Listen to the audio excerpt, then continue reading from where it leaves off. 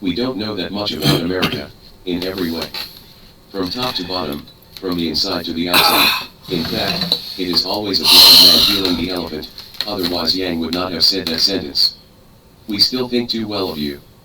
Don't think that living in the United States for decades, or working and living without an American accent means knowing the United States. From a structural point of view, it is a mechanism in which a complex of interest groups manipulates politics and then wears white gloves layer by layer.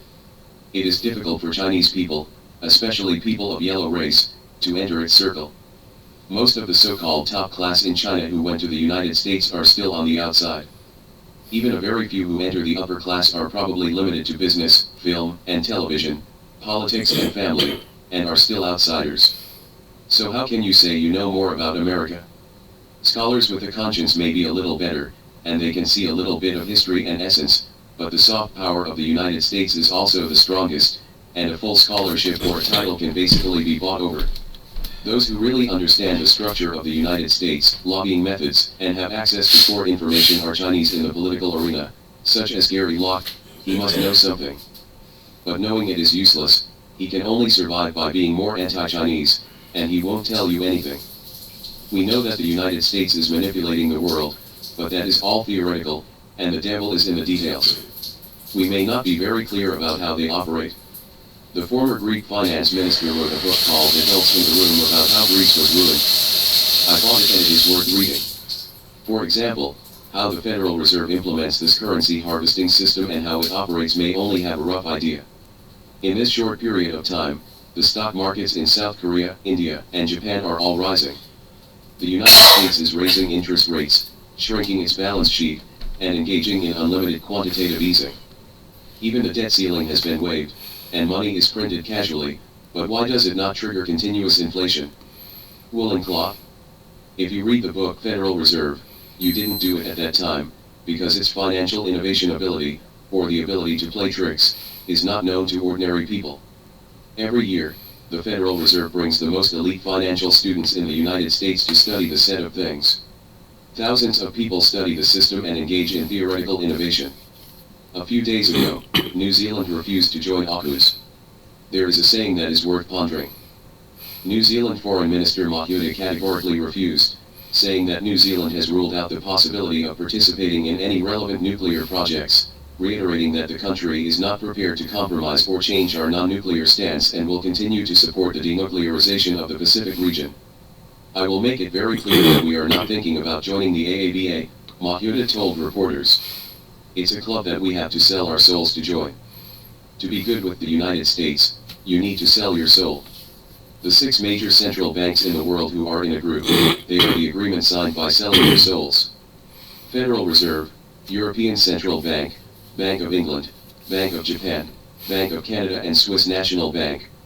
The Federal Reserve releases unlimited liquidity to provide sufficient adequacy to the other 5 major central banks in the coming crisis, including other countries that voted for the certificate, such as South Korea, such as India that needs to be wooed. Why did I keep saying in my previous articles that I should avoid entering A shares this year and that there is no bull market?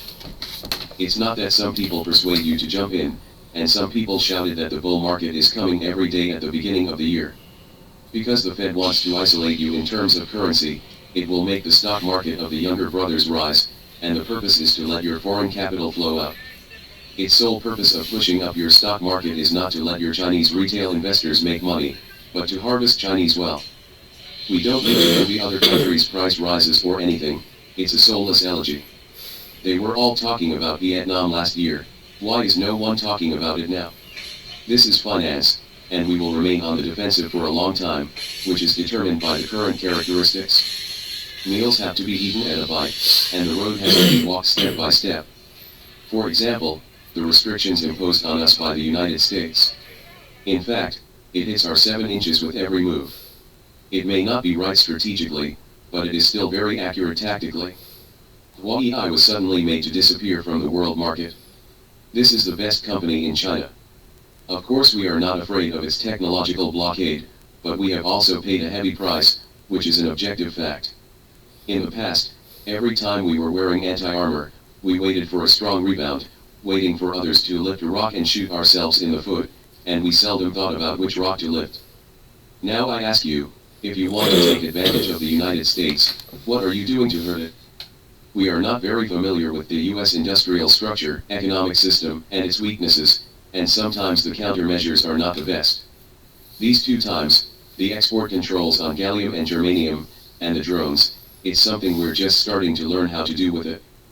The United States is very thieves. It will make a systematic assessment, and it will impose sanctions and countermeasures if it is not beneficial to it. At this time, don't think that they didn't expect it, they thought very carefully. Why doesn't it sanction DJI like it sanctioned Huawei? Because there is no better cost-effective alternative. We control drones, which shows that China is ahead of the United States in the field of mixed military and civilian use. Only by restricting or relaxing controls in certain countries can we play a good role in regulating them. This is the pain point of hitting the United States. In addition, what else does the United States not want us to control? You can find out which aspects and which universities it does not sanction us. We should think about whether we need to adjust these aspects. Thinking in reverse, there may be something about the United States, although it does not seem obvious on the surface. Chinese companies are most prone to internal conflicts outside. They fight price wars to lower prices, such as infrastructure and so on. In the end, others still look down on you. Just like shield machines and high-speed rail, we can also implement controls. If you don't get money, you must sell them and repair them. Repair the border of India so that it is ready to go to war with you. Some money can be earned, and some money cannot be earned no matter how much it is. We need to make overall plans from the perspective of national security. Restricted, but it can be sold at a high price. Do you think anyone can replace China's complete industrial chain? What are we afraid of? The less orders we have, the more we need coordination and hunger marketing. Like espionage. Can we really figure out which NGOs and people the United States and Japan use to contact more than 100,000 spies? How do they communicate? How do they get money? How do they sleep? And how do they work? I don't say anything else, I just say one thing, this official account. As far as I have seen some public accounts of traders, the number of readings is 100,000 plus every day, and they spread whitewashing day after day. There are also those latent accounts that only come out to hype when an incident occurs, and then you go to F, and you can do it all not come. How much manpower can you have to go to F? And, for those who have already had these infiltrations, what are you going to do? Take a look at how the FBI in the United States makes appointments for tea. Some professors may be interviewed if they say something nice about China. They are obviously not yellow, and they can still make a splash. Very. Some things we don't understand, some things we can't do, but in the future, these aspects need to be gradually improved and established.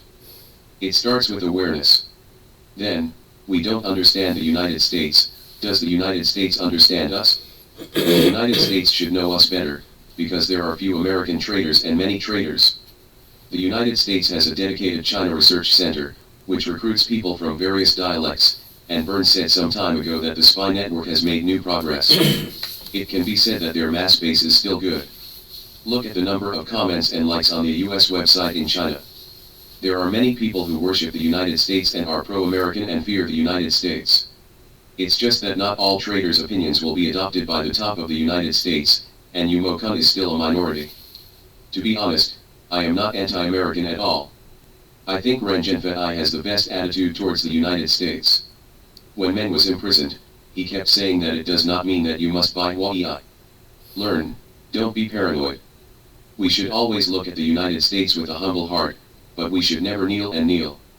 Acknowledge the gap openly, don't cover up and exaggerate, and catch up steadily.